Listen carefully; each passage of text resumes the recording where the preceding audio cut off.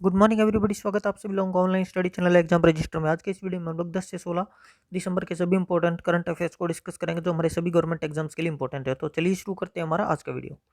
पिछले वीडियो में मैंने आप लोगों से क्वेश्चन पूछा था, सर थॉमस रो इंग्लैंड के राजा जेम्स से आधिकारिक राजदूत के रूप में किस मुगल सम्राट के दरबार में आया था। तो इसका जो आपका सही आंसर हो जाएगा वो होगा थ्रीन जहांगीर। अगला क्वेश्चन है, किस राज्य सरकार ने छोटे स्तनधारी और सरीसृपों के लिए इको ब्रिज बनाए हैं। तो इसका जो आपका सही आंसर हो जाएगा होगा डी, उत्तराखंड। तो हाल ही में उत्तराखंड के नैनीताल जिले में रामनगर वन प्रभाग ने छोटे स्तनधारी और सरीसृपों के लिए पहला इको ब्रिज है जो कि बनाया है। इको ब्रिज या इको डक्ट का निर्माण वन्यजीव कनेक्टिविटी को बढ़ाने के लिए किया जाता है। आमतौर पर लॉगिंग या राजमार्गों के कारण बाधित होती है। जैसे हम लोग आप लोगों को पता होगा कि हम लोग क्या करते हैं, कई बार हम लोगों के जो हाईवेज होते हैं, नेशनल हाईवेज जो हमारे नेशनल पार्क्स होते हैं उनके अंदर से गुजरते हैं। तो इससे क्या होता है कि जो वहाँ पर जो अब कोई बीच में से चला गया नेशनल पार्क तो क्या होगा, दो हिस्सों के अंदर वो हमारा जो नेशनल पार्क है वो बट जाएगा। तब जो ह्यूमंस और एनिमल्स का जो कॉन्फ्लिक्ट होता है उसको रोकने के लिए और ताकि जो हमारे जो वन्य जीव हो आसानी से एक जगह से दूसरी जगह पर जो अपना जा सकें, इसके लिए जो है अंडरपास या फिर पुल है जो कि बनाए जा रहे हैं अभी, ताकि जो है हमारे इकोसिस्टम के ऊपर है जो कि इसका कोई नेगेटिव असर ना पड़े। रणथंभौर जो हमारा वाइल्ड लाइफ कॉरिडोर है वो हमारा सबसे पहला कॉरिडोर है जिसके ऊपर जो हमारे ये एनिमल्स के लिए जो कि पुल है जो कि या फिर कहें तो पास है जो कि बनाए जा रहे हैं, जो कि हमारे दिल्ली मुंबई एक्सप्रेस वे के ऊपर बनाया जा रहा है। रणथंभौर की बात की जाती है, हमारा राष्ट्रीय उद्यान है जो कि राजस्थान के अंदर स्थित है। 1973 के अंदर इसको प्रोजेक्ट टाइगर रिजर्व जो कि घोषित किया गया था। अगला क्वेश्चन है, मानवाधिकार दिवस प्रत्येक वर्ष किस दिन मनाया जाता है। तो इसका जो आपका सही आंसर हो जाएगा वो होगा बी, 10 दिसंबर को। तो प्रत्येक वर्ष 10 दिसंबर को जो हम लोगों का every year human rights day जो कि मनाया जाता है, इसे हम लोग इंटरनेशनल ह्यूमन राइट्स डे के नाम से भी जानते हैं। अब 10 दिसंबर को ही देखिए क्यों चुना गया था ह्यूमन राइट्स डे के रूप में। तो इसका जो कारण था वो था कि भी जो हमारी यूनाइटेड नेशंस की जो जनरल असेंबली है उसने इसी दिन जो ह्यूमन राइट्स को लेकर के जो यूनिवर्सल डिक्लेरेशन था उसको अडॉप्ट किया था, उसको लागू किया था। तो इसीलिए इस दिन है जो कि हमारा ह्यूमन राइट्स डे के रूप में इसको मनाया जाता है। जो यूनाइटेड नेशंस प्राइस होता है हम लोगों का ह्यूमन राइट्स के फील्ड के अंदर, वो भी हमारा ह्यूमन राइट्स डे के दिन ही उसको जो कि दिया जाता है। इस वर्ष की जो हमारी जो थीम थी इसकी वो थी recover better stand up for human rights. जो हमारी जो ह्यूमन राइट्स के लिए जो यूनिवर्सल डिक्लेरेशन थी वो हमारी 10 दिसंबर 1948 को जो कि अडॉप्ट की गई थी। अगला क्वेश्चन, हाल ही में किस केंद्र शासित प्रदेश को सरकार द्वारा 100% जैविक घोषित किया गया था। तो इसका जो हमारा आंसर है वो हो जाएगा सी, लक्षद्वीप को। तो हाल ही में लक्षद्वीप जो हमारी यूनियन टेरिटरी है उसको पूरी तरह से ऑर्गेनिक है जो कि घोषित कर दिया गया है हमारा मिनिस्ट्री ऑफ एग्रीकल्चर और फार्मर वेलफेयर के द्वारा।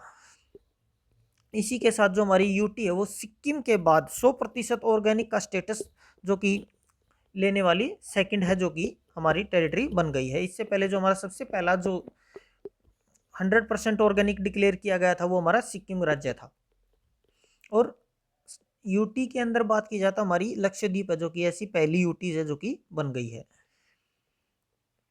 लक्षद्वीप का जो हमारा जो 32 स्क्वायर किलोमीटर का एरिया है वो हमारा पूरी तरह से जिसको जो कि ऑर्गेनिक के अंदर जो कि डेवलप्ड किया कर दिया गया, जो कि हमारा सेंट्रल गवर्नमेंट की जो परंपरागत कृषि विकास योजना जो हमारी ऑर्गेनिक फार्मिंग इंप्रूवमेंट प्रोग्राम है उसके तहत। देखिए जो हमारा बेनिफिट है इसके जो वो क्या है कि भी जो लोअर इनपुट कॉस्ट होती है हम लोगों की वो आते हैं क्योंकि हम लोग ट्रेडिशनल यूज़ करते हैं, हम लोग मेथड जैसे कि ट्रेडिशनल खाद यूज़ करते हैं जो केचुए वगैरह से बनाई जाती है कंपोस्ट करके, तो उसकी कॉस्ट है जो कि हम लोगों को कम पड़ती है। ये हमारा एनवायरनमेंट फ्रेंडली भी होता है, इससे जो हम लोगों का सोइल पोल्यूशन है वो भी हम लोगों का कम होता है। और प्रीमियम प्राइस यानी कि जो हम लोगों की जो ऑर्गेनिक जो प्रोडक्ट्स होते हैं वो हमेशा जो उनका हम लोगों को प्राइस होता है वो हम लोगों को हाई मिलता है, जिससे कि इनकम भी जो कि अच्छी खासी जो है किसान को देखने को मिलती है। तो अभी गवर्नमेंट जो है इसको काफ़ी जो कि बढ़ावा दे रही है। अगला क्वेश्चन है, हाल ही में नेपाल द्वारा घोषित नई ऊंचाई माउंट एवरेस्ट की क्या है? तो इसका जो आपका सही आंसर हो जाएगा वो होगा डी, 8848.86 मीटर। तो हाल ही में जो चीन और नेपाल के विदेश मंत्रियों ने जो एवरेस्ट की जो नई ऊंचाई है जो कि उन्होंने प्रमाणित किया है जिसको, वो है हमारी 8848.86 मीटर है। ये जो हमारी नई ऊंचाई है 1954 से मान्यता प्राप्त, जो हमारी जो 1954 के अंदर जो घोषित की गई थी, जो इसकी ऊंचाई थी उससे पॉइंट जो हमारी 86 सेंटीमीटर अधिक है, या फिर आप 0.86 मीटर कह सकते हैं। जो पहले जो इसकी ऊंचाई थी वो हमारी 8848 मीटर थी। देखिए, जो हमारी जो पहले जो किया गया था, एक जो हमारा इंडिया ने 1954 के अंदर सर्वे किया था, सर्वे ऑफ इंडिया के नाम से, उसके अंदर जो माउंट एवरेस्ट की ऊंचाई थी वो 8848 है, जो कि निर्धारित की गई थी। और इसको जो कि हमारा चीन को छोड़ करके दुनिया भर के जितने भी देश थे उन सभी ने जो कि इसको स्वीकार कर लिया था, जबकि जो चीन ने था उसने इसको स्वीकार नहीं किया था, क्योंकि चाइना के अनुसार जो माउंट एवरेस्ट की ऊंचाई थी वो 8844 मीटर थी, जबकि नेपाल के हिसाब से 8848 मीटर ही थी, जो कि इंडिया के सर्वे के अनुसार उन्होंने जो कि इसको मान लिया था। तो अभी इन्होंने फिर से दोबारा से सर्वे कराया गया था। आपको पता होगा कि जो नेपाल के अंदर काफ़ी पिछले कुछ साल पहले जो भूकंप आया था काफ़ी, जिसके अंदर बहुत ज़्यादा नुकसान हुआ था, तो उसके अंदर बाद से चर्चा में थी कि भाई जो माउंट एवरेस्ट की जो हाइट है उसके अंदर है जो कि इंक्रीज है डिक्रीज है जो कि देखने को मिला है।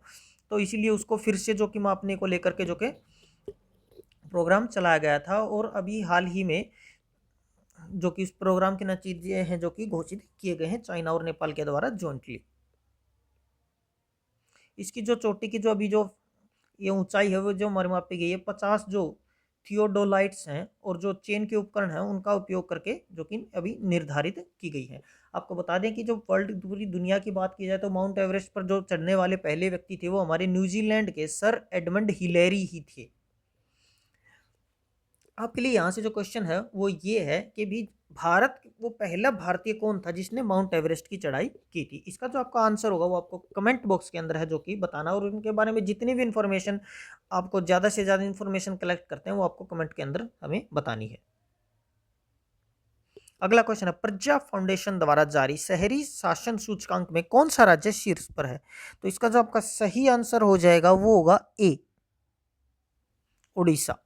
तो हाल ही में प्रजा फाउंडेशन के द्वारा रिलीज की गई जो अर्बन गवर्नमेंट गवर्नेंस इंडेक्स, उसके अंदर उड़ीसा ने इसको टॉप कर लिया है, जबकि जो मणिपुर और नागालैंड राज्य हैं वो हमारे सबसे निचले रहे थे, निचले स्तर पर, बॉटम के ऊपर थे। देखिए, अर्बन गवर्नेंस इंडेक्स की बात की जाए तो उड़ीसा के बाद जो हमारे महाराष्ट्र और छत्तीसगढ़ जो कि सेकंड और थर्ड पोजीशन के ऊपर रहे थे, जबकि दिल्ली की जो रैंक थी वो 13वें नंबर पर थी। इसके अंदर जो स्टेट्स थे उनको 1 से लेकर के 100 पॉइंट्स के बीच की जो कि रैंकिंग है वो हमारी दी गई थी, जो कि हमारा जो सिटी एडमिनिस्ट्रेशन हो गया, इलेक्टेड रिप्रेजेंटेटिव्स हो गए, legislative structures, empowered citizens and physical empowerments के जो हमारे बेसिस के ऊपर जो कि डाटा तैयार किया गया था। इसके अंदर महाराष्ट्र को 55% का, उड़ीसा को 56% का जो कि स्कोर दिया गया था। और जो राज्यों की बात की जाए तो छत्तीसगढ़ को 49.68%, जबकि केरला को 48.77% और मध्य प्रदेश को 45.94% है जो कि दिए गए थे।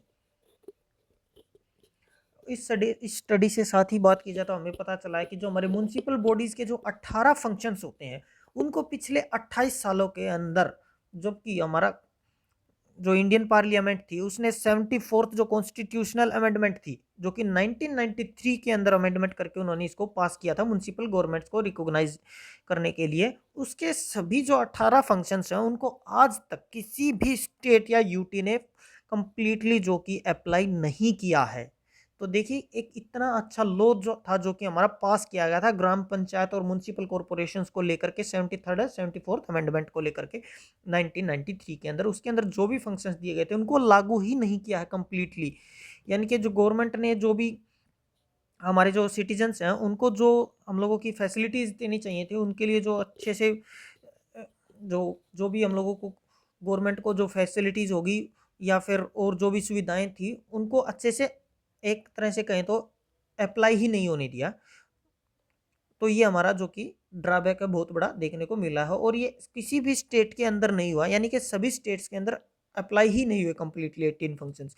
अब इन 18 फंक्शंस की बात की जाती है, जो हमारे 18 फंक्शंस हैं वो है जैसे कि लैंड यूज हो गया, अर्बन प्लानिंग हो गया, planning for economic social development हो गया, fire services, water supply, protection of the environment हो गया, अर्बन फॉरेस्ट्री हो गया, प्रमोशन ऑफ इकोलॉजिकल एस्पेक्ट्स हो गया, एटसेट्रा, जो कि हमारे ये 18 सब्जेक्ट है जो कि हमारे इसके अंदर दिए गए थे। अगला क्वेश्चन है, केंद्रीय मंत्रिमंडल द्वारा पूरे भारत में वाईफाई नेटवर्क स्थापित करने के लिए हाल ही में शुरू की गई नई योजना का नाम क्या है? तो इसका जो आपका सही आंसर हो जाएगा होगा बी, पीएम वानी।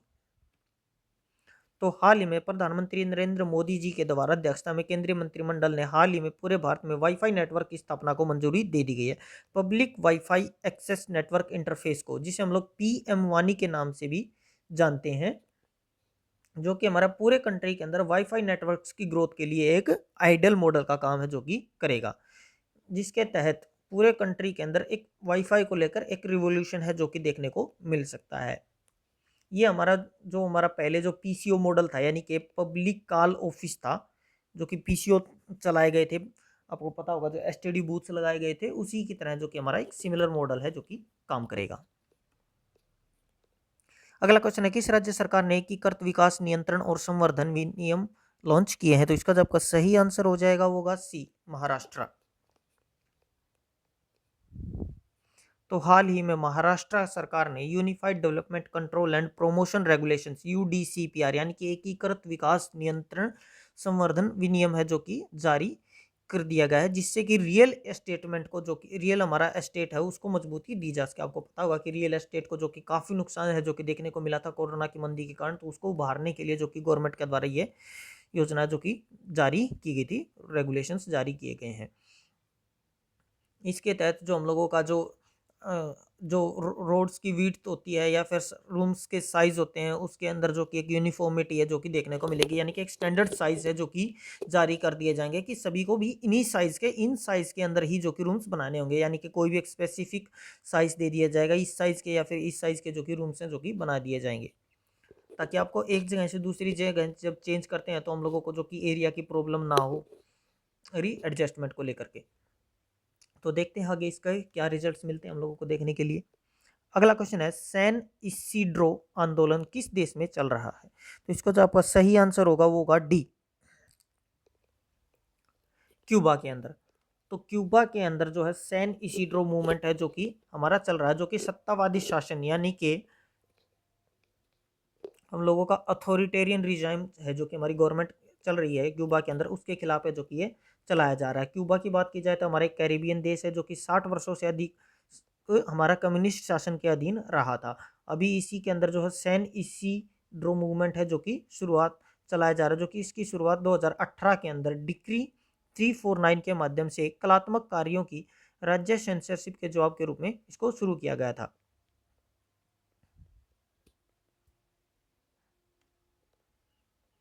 अगला क्वेश्चन है, कौन सी कंपनी भारत में narrow band internet of things network पर आधारित दुनिया का पहला उपग्रह स्थापित करेगी? तो इसका जो आपका सही आंसर हो जाएगा वो होगा ए, बीएसएनएल। तो बीएसएनएल के द्वारा घोषणा की गई कि भी जो बीएसएनएल है वो भारत में दुनिया के पहले सैटेलाइट आधारित narrow band internet of things network है जो हम लोगों का, वो उसकी जो कि शुरुआत है वो करेगा। यह उपग्रह आधारित केंद्रित इंटरनेट ऑफ थिंग्स प्रौद्योगिकी में एक सफलता लाने के लिए जो कि प्रयास किया जा रहा है। यह भारत में किसानों, मछुआरों, अर्थ निर्माण और लॉजिस्टिक एंटरप्राइजेस की मदद करने वाले डिजिटल इंडिया मिशन के लक्ष्यों को प्राप्त करने के लिए जो कि हमारा मदद करेगा।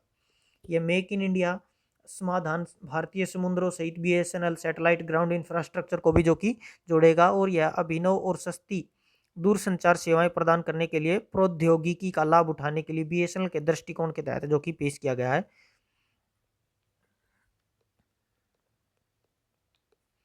अगला क्वेश्चन है, कोइलवर पुल किस नदी पर स्थित है? तो कोइलवार जो हमारा पुल है, वो हमारा ब्रिज है, वो हमारा सोन नदी के ऊपर स्थित है। तो आपका डी ऑप्शन है जो कि सही हो जाएगा। तो अभी हाल ही में जो केंद्रीय सड़क परिवहन और राजमार्ग मंत्री श्री नितिन गडकरी जी हैं, उन्होंने बिहार में सोन नदी पर कोइलवर पुल का जो कि उद्घाटन किया। इस पुल का निर्माण 256 करोड़ रुपए की लागत से जो कि किया गया है। सड़क और रेल यातायात दोनों के लिए नदी पर मौजूदा 2 लेन पुल 138 साल है जो कि हमारा पुराना था, पुल को बदल दिया गया और इसमें 3 लेन की गाड़ी जो कि शामिल कर दी गई है, 3 लेन में इसको बना दिया है इसको। और जो हमारा ये जो पुल है ये NH30 और NH922 पर जो कि यातायात को जोड़ने का काम करेगा। यह हमारा बहुत ही इंपॉर्टेंट जो कि इसको माना जाता है पुल को, क्योंकि हमारा उत्तर प्रदेश और बिहार को जोड़ने का ये एक बहुत ही महत्वपूर्ण लिंक का काम है जो कि करता है। 1862 से 1900 के बीच में यह पुल भारत का सबसे लंबा पुल था और इसका उद्घाटन तब भारत के तत्कालीन वायसराय लॉर्ड एल्गिन के द्वारा किया गया था। इस पुल को अब्दुल बारी पुल के नाम से भी जाना जाता है। अगला क्वेश्चन है, IFRC ने किस अंतरराष्ट्रीय संगठन के साथ रेड चैनल समझौते पर हस्ताक्षर किए? तो इसका जो आपका सही आंसर हो जाएगा वो होगा ए, WHO।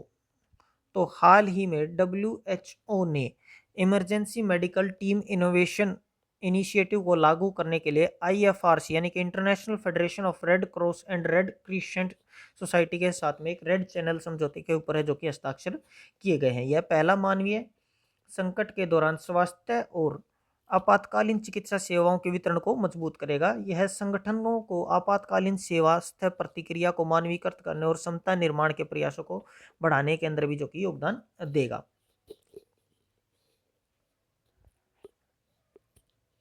अगला क्वेश्चन है, सिनेमास्कोप भारतीय दूतावास द्वारा किस देश में शुरू की गई एक फिल्म श्रृंखला है? तो इसका जो आपका सही आंसर होगा वो होगा सी, चाइना। तो हाल ही में सिनेमास्कोप भारतीय दूतावास के द्वारा बीजिंग के अंदर जो कि शंघाई सहयोग संगठन SCO देशों के लिए विशेष रूप से शुरू की गई एक फिल्म श्रृंखला है। दूतावास के द्वारा यह मासिक आधार पर रूसी भाषाओं में डब की गई 2 दर्जन से अधिक फिल्मों की स्क्रीनिंग है जो कि ये करेगा। यह 2023 में SCO of council of heads of states की बैठक की भारत की अध्यक्षता तक जो कि किया जाएगा। यह SCO देशों के लिए सॉफ्ट पावर डिप्लोमेसी और लोगों के संपर्क को मजबूत करने के लिए जो कि एक राजनयिक आउटरीच है जो कि शुरू किया गया है। अगला क्वेश्चन है, 26वां COP किस देश में आयोजित होने वाला है? तो इसका जो आपका सही आंसर हो जाएगा होगा ए, स्कॉटलैंड के अंदर। तो 26वां जो हमारा COP यानी कॉन्फ्रेंस ऑफ पार्टीज है जो कि हमारा 2021 के अंदर ग्लासगो स्कॉटलैंड के अंदर है जो कि हमारा ये कॉन्फ्रेंस है आयोजित की जाएगी।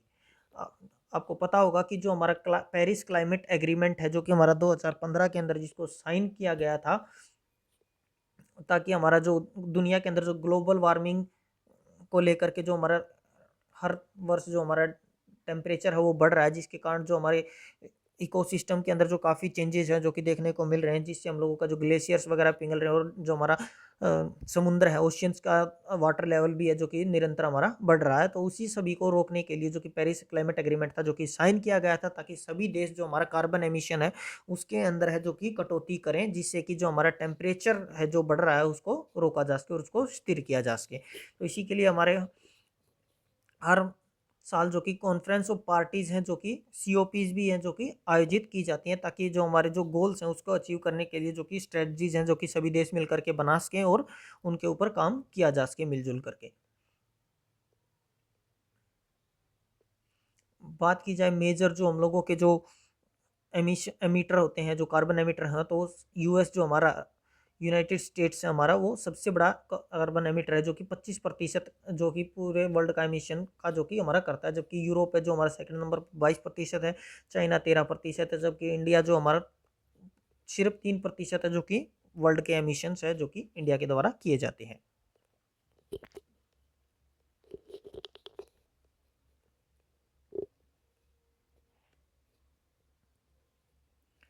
अगला क्वेश्चन है, अंतर्राष्ट्रीय भ्रष्टाचार निरोधक दिवस हर वर्ष किस दिन मनाया जाता है? तो इसका जो आपका सही आंसर होगा वो होगा ए, 9 दिसंबर को। तो हर साल अंतर्राष्ट्रीय भ्रष्टाचार विरोधी दिवस 9 दिसंबर को जो कि मनाया जाता है। इस दिन को संयुक्त राष्ट्र और कई अन्य अंतर्राष्ट्रीय संगठनों द्वारा जो कि मार्क किया जाता है, चिन्हित किया गया है। इस वर्ष की जो हमारी अंतर्राष्ट्रीय भ्रष्टाचार विरोधी दिवस को मनाने के लिए जो थीम रखी गई थी वो थी हमारी वफादारी के साथ पुनर्प्राप्त, यानी कि रिकवर विद इंटीग्रिटी। अगला क्वेश्चन है, कौन सा अंतरराष्ट्रीय संगठन रचनात्मक अर्थव्यवस्था क्षेत्र में एक अंतरराष्ट्रीय पुरस्कार है जो कि लॉन्च करेगा? तो इसका जो आपका सही आंसर हो जाएगा वो होगा बी, यूनेस्को। तो हाल ही में यूनेस्को के द्वारा घोषणा की गई कि वो हमारा जो क्रिएटिव इकोनॉमी फील्ड के अंदर जो एक इंटरनेशनल प्राइज है जो कि शुरू करेगा, लॉन्च करेगा, जो कि हमारा जो बांग्लादेश के फेमस पर्सनैलिटी जो कि जिन्हें हम लोग बांगा बंधु शेख मुजीबुर रहमान के नाम से जानते हैं, उनके नाम पर है जो कि इसको शुरू किया जाएगा, जो कि यूनेस्को और Bangladesh Bangabandhu Sheikh Mujibur Rahman international peace prize के नाम से इसको कि जाना जाएगा, जिसे नवंबर 2021 के अंदर लॉन्च किया जाएगा और 2021 के बाद से इसको जो कि प्रत्येक वर्ष है जो कि दिया जाएगा। आपको पता होगा कि यूनेस्को ने 2021 को जो international year of creative economy for sustainable development भी घोषित है जो कि किया हुआ है। अभी हाल ही में करंटली बात की जाए तो एट प्रेजेंट की बात की जाए तो सिर्फ 23 यूनेस्को इंटरनेशनल अवार्ड्स हैं जो कि हमारे इंटरनेशनल सेलिब्रिटी या ऑर्गेनाइजेशंस के नाम पर हैं जो कि दिए जा रहे हैं। यूनेस्को देखिए, जो हमारे जो बांगा बंधु शेख मुजीबुर रहमान जी, उनकी बात की जाए तो उन्हें फादर ऑफ बांग्लादेश के नाम से भी कहा जाता है। वो बांग्लादेश के पहले प्रेसिडेंट थे। उन्होंने 17 अप्रैल 1971 को लेकर के जो कि हमारे और उनका जो एसेसिनेशन हुआ था 15 अगस्त 1975 को, तब तक जो हमारे बांग्लादेश के वो प्राइम मिनिस्टर भी हैं जो कि वो रहे थे। तो कई बार क्वेश्चन पूछ लिया जाता है, आप लोगों से पूछ भी सकते हैं कि उस व्यक्ति का नाम बताइए जो बांग्लादेश के राष्ट्रपति और प्रधानमंत्री दोनों पदों पर रह चुके हैं। तो आपका जो आंसर हो जाएगा वो होगा शेख मुजीबुर रहमान, जो कि हमारे जो शेख हसीना जो फिलहाल जो हमारी जो प्राइम मिनिस्टर हैं बांग्लादेश की, उनके जो फादर भी थे। बागाबंधु की बात की जाए तो जो हमारे आवामी लीग जो पार्टी थी, उन्होंने उसकी स्थापना की थी 1949 के अंदर। उसकी जो हेड थे आवामी लीग थी, जो हमारी पॉलिटिकल पार्टी थी, वो हमारा जो उस समय जो ईस्ट पाकिस्तान कहा जाता था जो कि अभी बांग्लादेश है, उसके जो कि मेन पॉलिटिकल पार्टी थी। इन्होंने ही जो हमारा सेंट्रल फिगर्स जो हमारा जो बांग्लादेश लिबरेशन मूवमेंट था और बांग्लादेश लिबरेशन वार था 1971 के अंदर, इसके अंदर भी जो कि काफ़ी बहुत बड़ा योगदान है जो कि दिया था और बांग्लादेश को जो कि आज़ाद करवाने के अंदर भी जिनका एक काफ़ी बहुत बड़ा योगदान रहा था।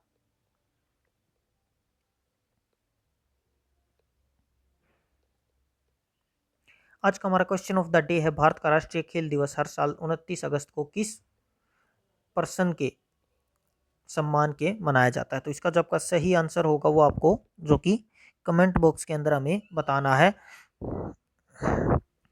तो ये था हमारा आज का वीडियो। आशा करता हूँ आपको पसंद आएगा। अगर आपको वीडियो अच्छा लगा तो लाइक करें, शेयर करो, सब्सक्राइब करो। हमसे जुड़े रहने के लिए, लेटेस्ट वीडियो से जुड़े नोटिफिकेशन को प्राप्त करने के लिए बेल आइकन को जरूर दबाएं। तो मिलते हैं कल सुबह के 7 बजे के सेशन में। तब तक पढ़ते रहिए और सुरक्षित रहिए। धन्यवाद।